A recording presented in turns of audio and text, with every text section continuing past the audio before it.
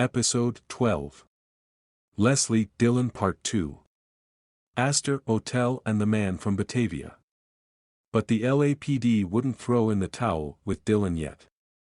Gangster Squad members Archie Case, James Ahern, Loren Wagoner, and with Con Keeler always ready to plant a bug or tap a phone as needed, would keep up the investigation.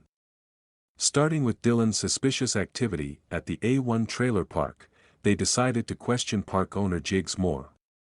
Moore said he remembered Dillon and his wife, Georgia, staying there off and on during 1946, and that Dillon had a habit of driving different vehicles. He said that in October 1946 a woman with large bosoms, who reminded him of the Black Dahlia, stayed with them, and he identified a photo of Beth as the woman. Another trailer park resident, identified as Mr. Carrier, also mentioned a dark-haired woman staying with the Dillons and, too, identified the photo of Beth as her. Another witness, Artis Green, positively identified seeing Dillon and Beth together at the Ace Cane's nightclub, remembering the date as August 27, 1946, as that was her birthday.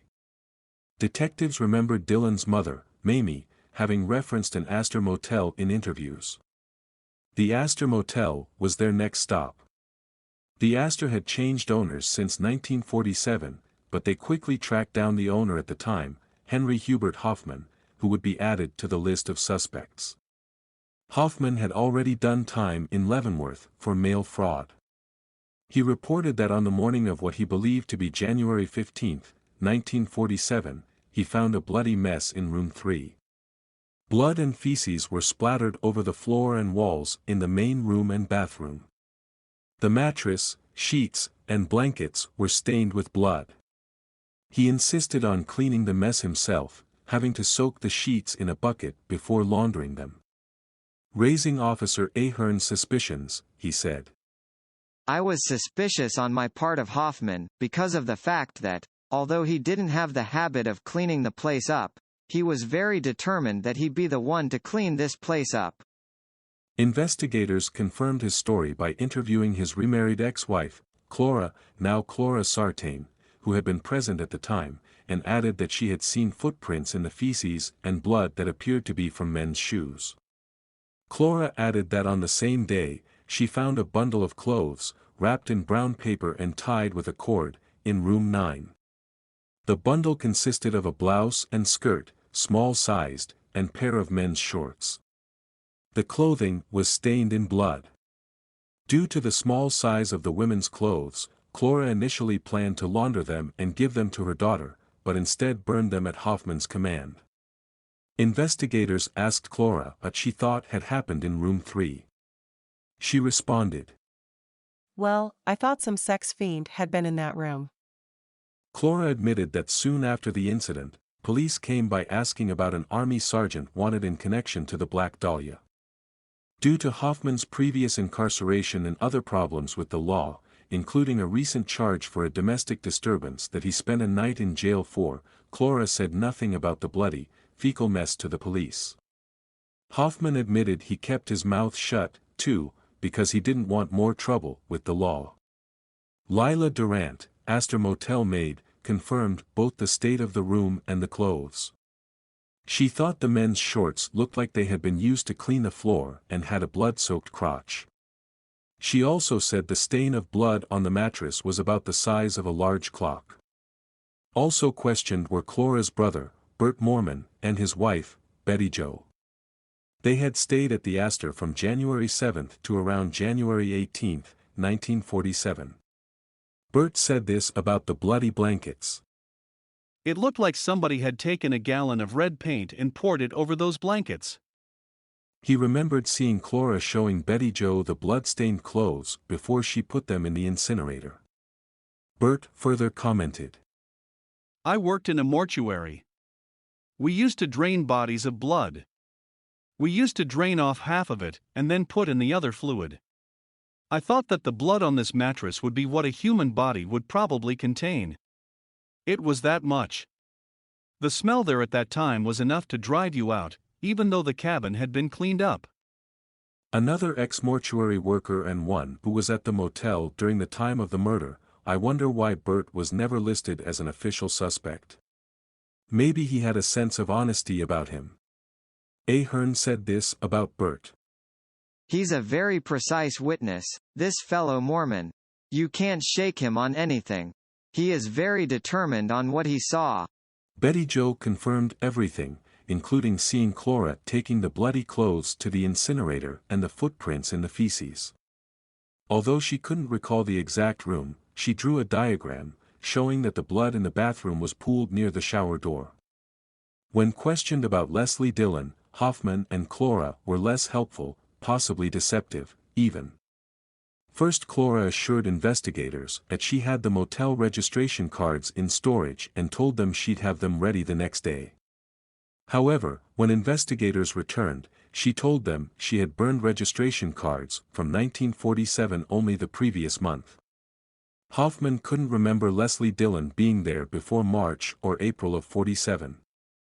Other witnesses were more certain about both Dillon and a young woman with dark hair who had stayed there around the time of the murder in 1947. Tommy Harlow, an old buddy and employer of Dillon's, a petty thief, and owner of a dubious real estate business, said that he was introduced to Leslie Dillon by Dillon's half-brother, Henry, a restaurant operator. Henry suggested Tommy give Leslie a job in real estate. It was through Harlow that Dillon developed a connection with the A1 trailer park and Jiggs Moore. Dillon had a sketchy employment history with Harlow, coming and going as he pleased and even leaving Los Angeles for 2 or 3 days here and there, usually going to San Francisco.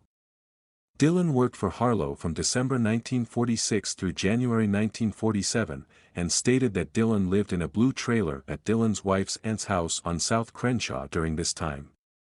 Dillon usually drove a black Buick owned by Henry or another 1936 black sedan believed to have been Dillon's car. Another of Harlow's employees, a one Pearl McCromber, confirmed the dates of Dillon's employment and that she sometimes saw him returning from San Francisco on a bus. Dillon tried to get Harlow to buy a house that he and an unnamed Italian partner wanted to turn into a brothel. He remembered Dillon pitched the business like this.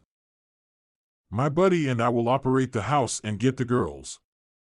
All you have to do is get the house. Evidently, Harlow didn't think Dillon would make the best business partner. He said Dillon was all the time running around with different women. He was always talking about women, operating houses of prostitution, hot jewelry, and other talk of similar topics. Harlow claimed the Astor had been built for a friend named Hansen, although it is unknown if he was referring to Mark Hansen, and no official connection between Mark Hansen and the Aster Motel has ever been made. And it would seem strange that investigators wouldn't have shown Harlow a photo of Mark Hansen right then and there to confirm it or not, seeing that Hansen had long been a subject of investigation and would soon be suspected as being the man from Batavia. But along with possibly tying Mark Hansen into the Astor, Harlow also mentioned a dark-haired girl, a girl that had become a bone of contention between Clora and Hoffman due to Hoffman's numerous advances toward the girl. Harlow thought once that the girl looked sick or drunk. When asked if he thought the girl was Beth, Harlow gave this strange answer. Well, you go talk to Mr. Hoffman first. And after you talk to Mr. Hoffman and have him describe that girl, you come back to me and talk. Initially, Hoffman kept his mouth shut, until Officer Wagoner showed him pictures of Beth.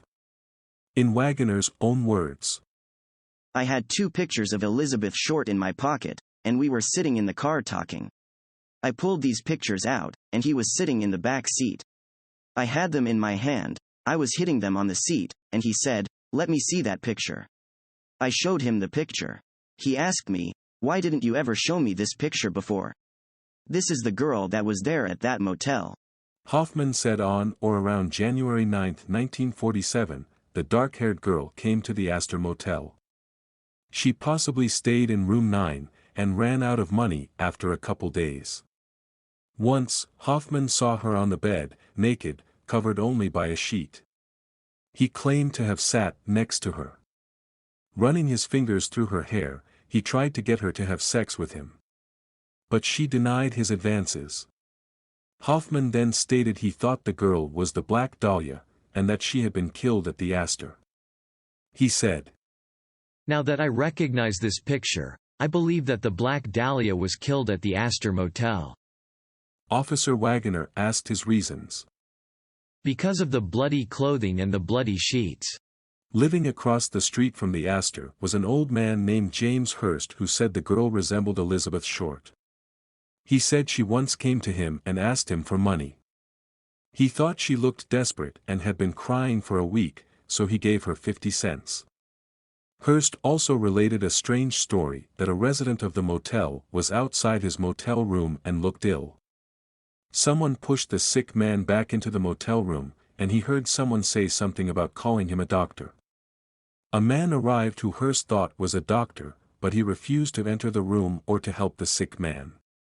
Finally, he saw the sick man, who he said looked like Leslie Dillon, leave in a taxi. Lila Durant, too, claimed the dark-haired girl asked her for money. Bert Mormon also recalled the girl being naked under a sheet and claimed someone who looked like Leslie Dillon was seen in one of the rooms. But Clora wasn't so sure. She said the girl looked like Beth Short, but she couldn't make a positive ID. A lot of witnesses said this girl looked like Beth, and said someone looked like or might have been Dillon. Only Hoffman definitively thought it was her. The whole damn Astor thing is already a mess. A mess that was about to get worse. Now enter the man from Batavia. Hoffman recalled getting a call saying someone from either the Dutch embassy or Danish consulate, Hoffman couldn't remember which, would need a room for a few days. This person, who Hoffman called the man from Batavia, showed up on January 11, 1947, incidentally the same day Hoffman would be arrested for a domestic disturbance. Hoffman described him as being 45 to 50, had graying hair around the temples, and had a lot of baggage. He had an accent that Hoffman thought might have been Swedish or Norwegian. The man from Batavia said he would be in Los Angeles for a few days before traveling to New York to buy road machinery. He used Hoffman as an occasional driver, once asking to be taken to Earl Carroll's, a nightclub competing with the Florentine Gardens, so that he could buy tickets for the floor show. Hoffman waited for over an hour, but got tipped $5 for his troubles. Without being prompted by Officer Wagoner, Hoffman said, I'm the main witness in this case. I hope those gangsters over in Hollywood don't try and kill me. Wagoner asked him what he meant. Well, this Mark Hansen, he's the main suspect in this. Having never mentioned Mark Hansen to Hoffman, Wagoner asked for clarification. Well, that fellow that was mixed up in that Black Dahlia killing. I just put 2 and 2 together, and figured it was him. Wagoner showed him a photo of Hansen, but Hoffman said he would need to see him in person to positively identify. Also saying he would need police protection if called to testify against Hansen. Because I'm afraid of Mark Hansen. Hansen is one of the gangsters of Hollywood, and if I get up and testify against him, he is liable to have me shot or something. Clora and the Mormons remembered the man from Batavia, too. Bert described him as 45 to 50, 5'9", 160 pounds, dark gray hair, blue eyes, and a large nose. And he wore expensive clothes. He enlisted the Mormons for a ride, too. They took him to pick up a suitcase, and as thanks, he took them out to dinner. Investigators took Bert to the Florentine Gardens to observe Hansen. Bert couldn't be sure, so the next day, they took Betty Jo. She said the man from Batavia and Mark Hansen had a similar stooped shoulder look and hesitant walk. And they both had watery, glistening eyes, and wolfed down their food using their left hands. Clora confirmed that the man from Batavia had been at the motel when the bloody mess and clothes incident occurred. And she, like Hubert Hoffman, said the man from Batavia looked like Hansen, but she, too, needed to see him in person. It wouldn't be until the 1949 grand jury investigation that the Hoffmans and Mormons got their chance to see their suspected man from Batavia in person. But there is still more to cover before then. Suspicions against Hoffman grew. He knew something, but had taken too long to talk. He was definitely hiding something. With the cooperation of the Mormons, the Gangster Squad planned on tapping their phone and bugging their trailer. But the changing political climate in the Los Angeles Police Department would bring a screeching halt to the Gangster Squad investigation. Chief Harlow would soon be replaced by William Wharton's. Suddenly, the members of the Gangster Squad were ordered off the case and the bugging plan abandoned. The Astor investigation would be handed to homicide. But word that something was up at the Astor made its way to the press. Just like back when one of Aggie Underwood's reporters found Leslie Dillon's postcard in the gutter, by pure chance of course, Aggie Underwood received information about the Gangster Squad investigation at the Aster Motel. Something tells me that her meetings with Dr. DeRiver to discuss the case allowed DeRiver to pass what should have been secret information to his friend. The Herald Express reported on September 13, 1949. Death chamber where beauty was mutilated finally has been found, investigators reveal. The following day, another article stated that Hoffman positively identified Beth as having stayed at the motel, detailed the finding of bloody clothes, and mentioned the new suspect although Hansen was not named. Jimmy Richardson's Examiner countered on September 15 with an article where Thad Brown said, "All of these supposed clues are matters checked by police and found to be without substance months ago." Soon after these articles were published, private investigator Fred Witman went before questioning by Deputy DA Arthur Veitch and Chief of the Bureau of Investigation, Leo Stanley, at the behest of Dr. DeRiver. Some of this has been mentioned when Witman related the story of Officer Jones tailing Leslie Dillon in Florida. He started his testimony by saying, "My interest in the Dahlia case began rather casually, I should guess about 3 months after the killing, at which time I phoned my friend Dr. DeRiver and made 2 suggestions. One, that there was considerable reason in my mind to suspect the killer was an embalmer or had experience in an undertaking establishment. The other suggestion was this, that there was no need to try to find the killer, because of the nature of the crime and my knowledge of such persons. I felt that there was a strong probability that the killer would reveal himself." Dr. DeRiver concurred. I wonder how much of this statement had been prepared by DeRiver. My guess would be a lot of it. He then related much about the conversations between Dillon and DeRiver and much of the investigation up to the Aster Motel. One thing interesting to note is that Witman told Veitch and Stanley that LAPD chemists checked the Aster Motel for blood, which he said turned up positive results. But the findings were found unreliable due to substances contaminating the retrieved samples. It should also be noted that with DeRiver initiating contact with the DA's office, he probably viewed it as helping the investigation, but investigators he worked with may have viewed it as a betrayal.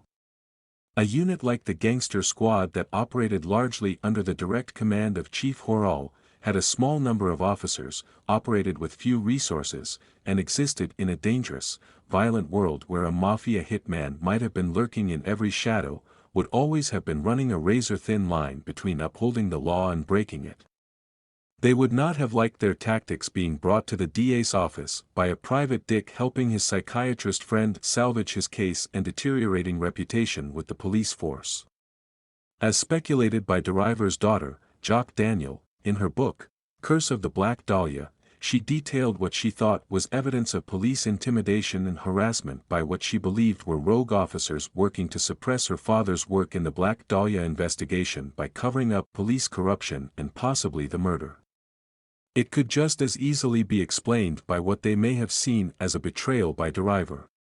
The Gangster Squad was already on thin ice, and the men wouldn't have appreciated their work coming under the direct gaze of the DA's office, especially with Leslie Dillon's lawsuit hovering over the city.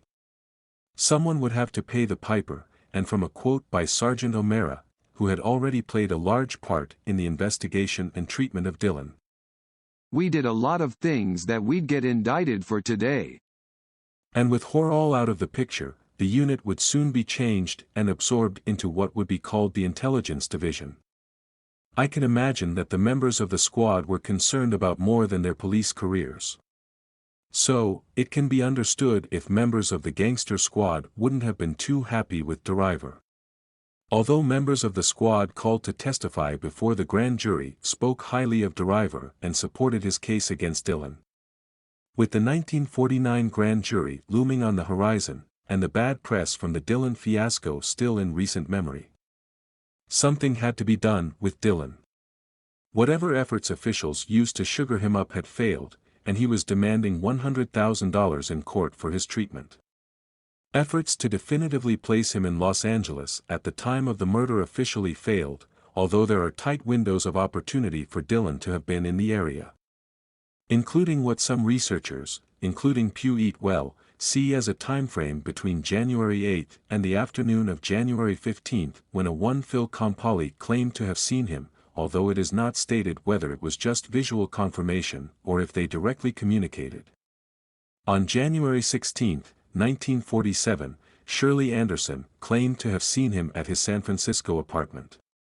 And Grant Robertson and wife said they dined with Dillon on the 16th, and claimed to have seen him several times over the preceding days.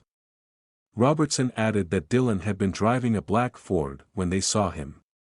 And one of the witnesses used in Dillon's alibis was a one Woodrow J. Wood, a co-worker who had worked with Dillon at the Devonshire Hotel until Dillon was fired on January 8. It was found out that Dillon had used yet another alias, Woodrow, from time to time. And Wood's account of Dillon's whereabouts changed. First he said he had not seen him during the timeline, and then he said he saw him every day. Even though there was a tight timeline available and some of the eyewitness accounts were sketchy at best. Finis Brown had been sent to San Francisco and came to the conclusion. From all the reports that I have read, other officers and my own report would indicate that he was in San Francisco all during the time up until the 22nd of January, 1947. There is apparently nothing else that we could be any more sure of other than the testimony of these people which we could expect as alibi witnesses for Dillon if he would ever be brought to trial. Basically he seems to be saying the witness accounts would have been enough to cast a reasonable doubt in the minds of the jury members. At any rate, by now Leslie Dillon was in Oklahoma, and authorities had nothing to go on. Until one glimmer of hope arrived that Dillon might be charged by Santa Monica authorities, which might help get Dillon's claim dropped. The Santa Monica police wanted him in connection with a safe robbery at the Carmel Hotel from when he was employed there in March 1947. However, the lieutenant governor of Oklahoma refused the extradition due to witnesses placing him in Oklahoma during that time frame. Some say the threat of arrest in California caused Dillon to drop his lawsuit against Los Angeles. Others, like Larry Harnish, claim that Dillon was indeed paid the money. After filing a claim with the city, and having the claim denied, he then filed a lawsuit, and the lawsuit was settled out of court. And as for the mysterious man from Batavia, both the Moormans and Hubert Hoffman with ex-wife Clora did get their chance to see Mark Hansen in person. As part of the grand jury investigation, Detective Frank Jemison and Ed Barrett interviewed the witnesses and Mark Hansen face-to-face in his office at the Markel Theater. Hoffman, who had been so certain that Mark Hansen was the man from Batavia, now said that he was not, and Clora agreed with her ex-husband. The Mormons, however, maintained that the man they had driven to pick up a suitcase, had drinks within his room, and dined with in a Mexican restaurant was Mark Hansen. And so that nearly brings to a close this long examination of Leslie Dillon and other elements of the case surrounding him. About the only thing left is why. Why would he have killed Beth? In the first chapter of Jacque Daniel's Curse of the Black Dahlia, she suggests that Beth had been the object of an obsession developed as Dillon spied on his wife as she worked with Beth in a Miami cafe. When his wife tells him Beth has gone to the West Coast, he comes up with a plan to find and murder her. He contacts his friend Jeff, who gets him a job in a San Francisco hotel. Before heading to San Francisco, he has a hunch to stop by the Florentine Gardens that just so happens to be operated by his old buddy Mark Hansen. And by fate or luck, he sees Beth at the nightclub. And I think you get the rest of the picture. Then, Piu Eatwell suggests in her book that Dillon is working as a pimp for the diabolical criminal mastermind Mark Hansen, who in a fit of depression for not be able to bed the object of his lust who has been living at his home and sponging off his generosity, one day tells his goon Dillon to get rid of her. It's amazing that Dillon had so much trouble holding a job. He was so dedicated to his work with Hansen that he did as his boss told him. Only he took it one step further. Instead of just showing Beth to the door, he murdered her in a brutal fashion, extremely rare in the annals of crime. And I think you get the rest of the picture. I'm not going to lament the treatment of Leslie Dillon. He was a crook milking it for what he could get out of it. I just don't know what he was trying to get out of it. I think he was definitely part of a crime ring, petty criminals, mostly bellhops and hotel employees stealing from guests. Maybe they worked together and split the loot, or maybe they worked on their own, but watched each other's backs, even using each other's names as aliases. I could even see Dillon and Connors taking things a bit further, working a shift here or there in the other's name to provide them with witnesses and an alibi if needed. At the very least, this would confuse the police and lead to reasonable doubt in jurors' minds should anything ever come to trial. And yes, Dillon was a pimp, but his arrests were mostly listed as procuring. He didn't work and profit from a group of streetwalkers under his watch. He'd arrange dates between hotel guests and prostitutes and get paid for providing this service. When he saw the real money going to the real pimps, I can imagine that Dillon did think about starting a brothel and did probably ask Tommy Harlow to partner up in this business. But I think it was all just talk. Just a bottom feeder dreaming and scheming of new ways to scrape something together, but he needed others for funds or to provide something to the scheme, such as wanting Tommy Harlow to use his real estate business to provide him a place. I don't think anything ever came out of Dillon's dreams, but when they did, he'd often get caught and charged, including procuring prostitutes, bootlegging, even stealing military wristwatches from the Navy, a crime that earned him a dishonorable discharge. But when the crime was serious, he always had an alibi, his co-conspirators in this loosely aligned, petty crime ring.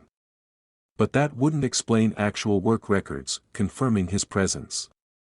Hotel managers and other higher-level staff would need to be involved in covering for him. And even if he did have Jeff Connors cover an occasional shift using Dillon's name, and had a few other criminals willing to confirm it, the entire staff would need to be in on it or at least turn their backs to it. There are just too many loose ends, and most petty criminals wouldn't cover for someone when the charge is murder, especially in the days when justice, and capital punishment, was far swifter than it is today. It's one thing to lie to the cops when the crime is stealing a watch, a ballpoint pen, or a few bucks, and another when the crime is a cold-blooded, brutal murder. Even if there was a near double for Dillon, like Connors, that the lying witness could claim they mistook him for, how many of them would lie to see a possible murderer get away? Dillon and Connors were both a couple of ne'er-do-wells and bottom-feeding con men. Dillon was probably more crooked than Connors, but Connors lied about having had parts in films, when his true employment in the entertainment industry was just as a common laborer. That, in and of itself, is nothing diabolical, probably just a line to tell the girls. But then con men are liars, and there are enough lies floating around the whole Dillon story to make anyone doubtful as to what really happened. And no one ever will.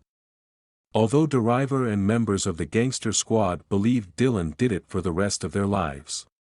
But in the end, Dillon would not have had the expertise to do the bisection, at least not the fine piece of surgery as described.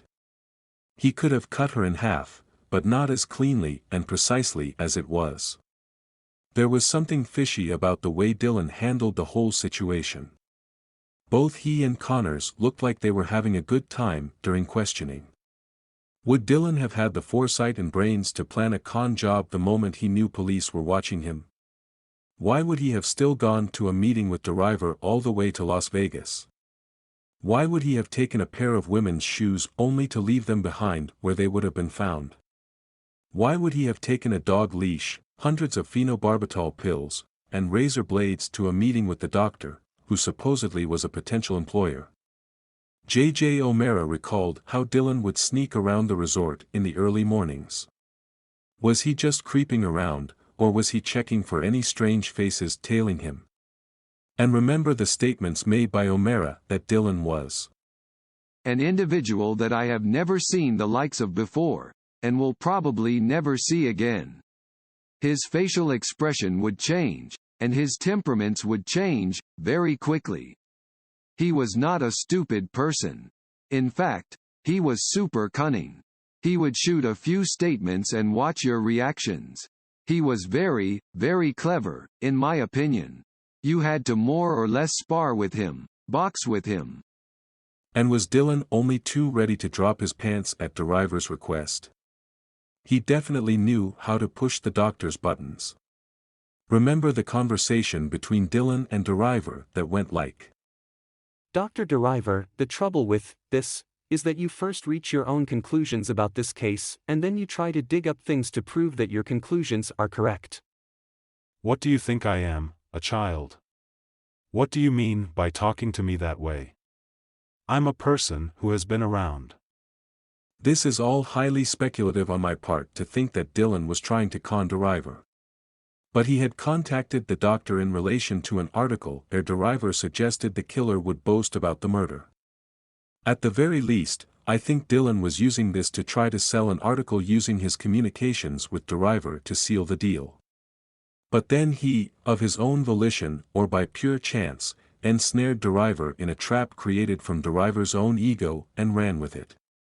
I think Dillon was deliberately trying to profit from the situation in some way, and if Larry Harnish is right about the lawsuit, Dillon walked away with a big payout.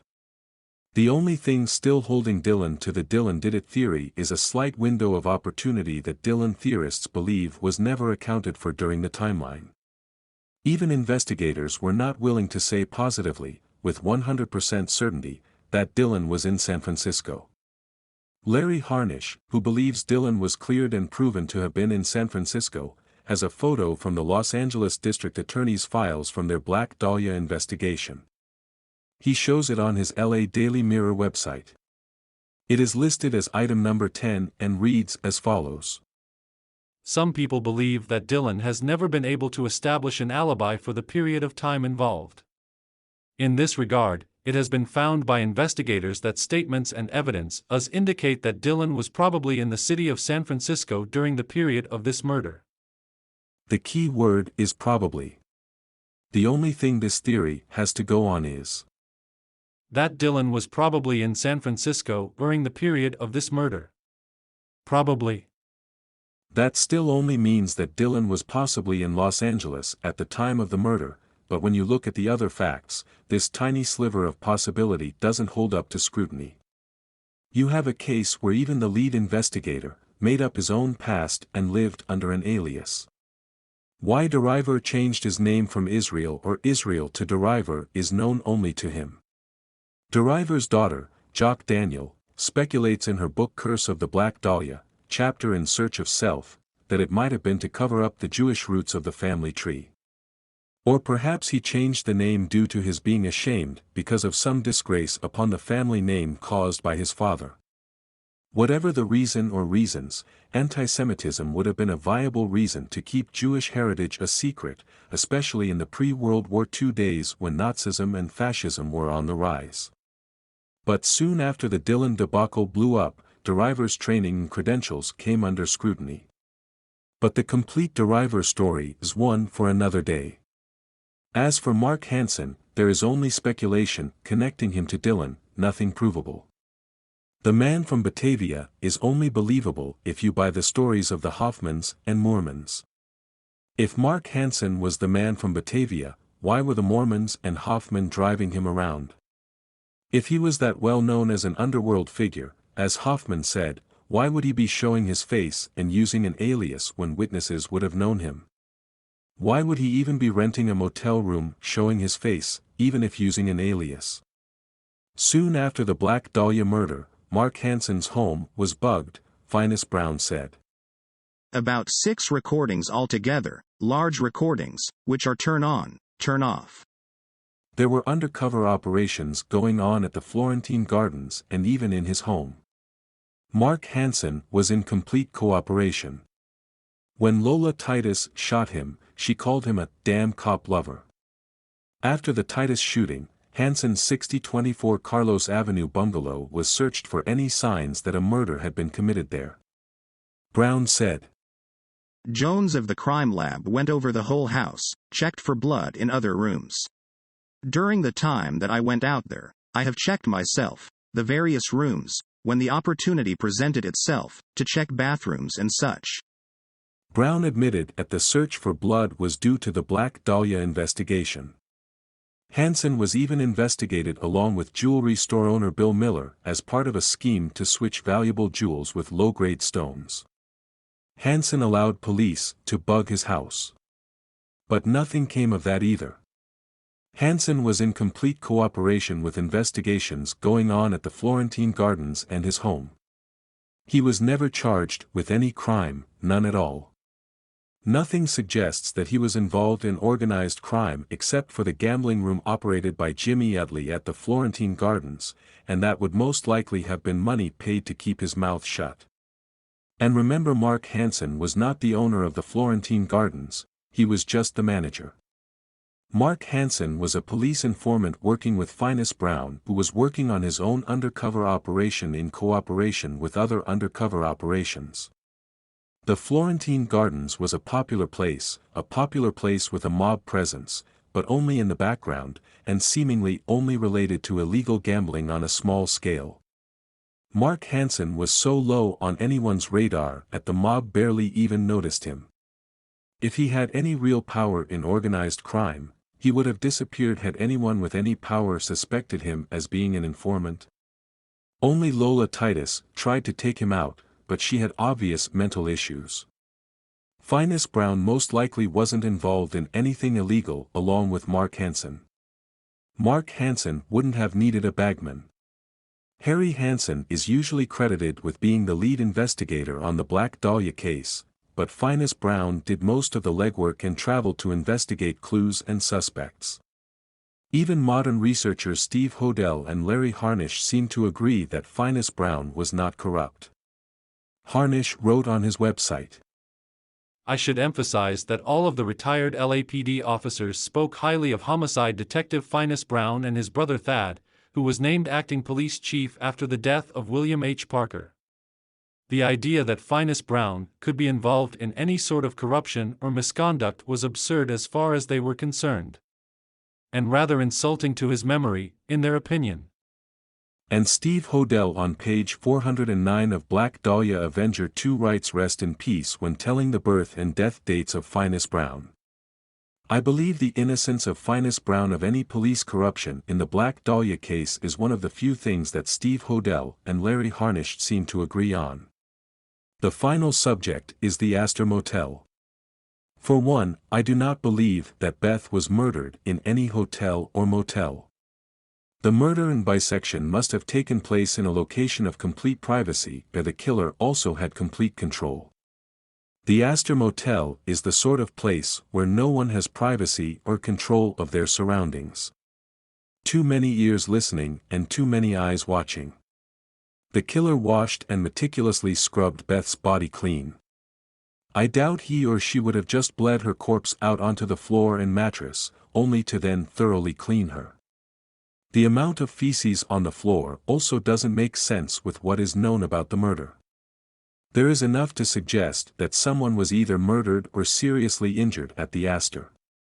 Hubert Hoffman tried to clean things up on his own, and Clara burned motel records and bloody clothes. What did they know? Did they try to cover something up or just clean it up?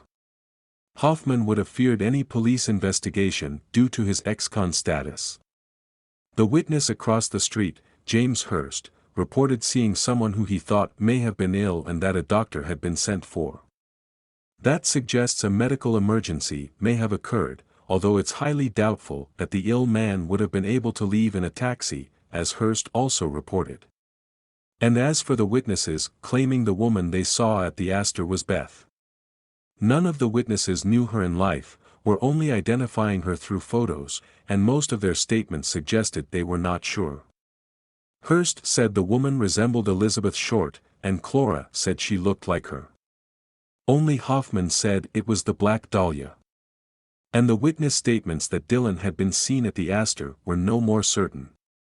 All of that said, it is up to you, the viewer, to come up with your own conclusions.